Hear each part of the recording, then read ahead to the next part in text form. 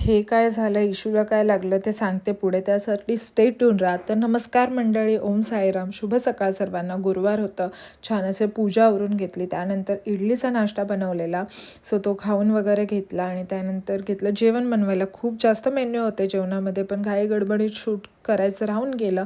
त्यानंतर निघालो स्कूलला जायला इशूच्या, कारण आज होतं PTM तिचं आणि त्यासोबत तिचं आषाढी एकादशीचं सेलिब्रेशन पण होतं. मग आलो, मस्त जेवण वगैरे केलं आणि त्यानंतर चिकूचं शूट करायला घेतला, कारण त्याचा आता 2nd बड्डे आहे म्हणून शूट करायला घेतला. पण त्यांनी एवढं दमवलं आम्हाला की एकसुद्धा शूटला टेक दिलेलंच नाही आहे त्यांनी.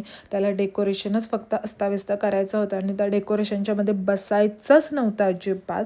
त्याला फक्त आजूबाजूला खेळायचं होतं, बाकी डेकोरेशनशी त्याला काही घेणं देणं नव्हतं. आणि सर्व शूट वगैरे आवरून संध्याकाळी मस्त पाणीपुरी ऑर्डर केलेली, ती खाल्ली. कस्तुरी पण आलेली आहे इकडे. आणि मग गेलो इशूला ट्युशनला घ्यायला. मग तिकडून आल्यावरती मस्त मका भाजलेला तो पण खाऊन घेतला.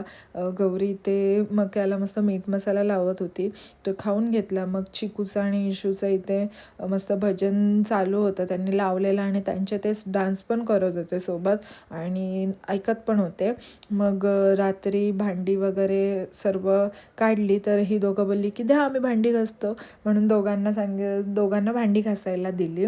आणि हा व्हिडिओच्या फर्स्टला मी दाखवलेलं की इशूला काय लागलं आहे ते, तर एवढं काही लागलं नाही. चिकू रात्री पाणी पित होता, तो पाण्याचा ग्लास चुकून त्याने फेकला आणि तिच्या ते रक्त आलं, नॉर्मलच होतं, बाकी काय नाही. Bye bye.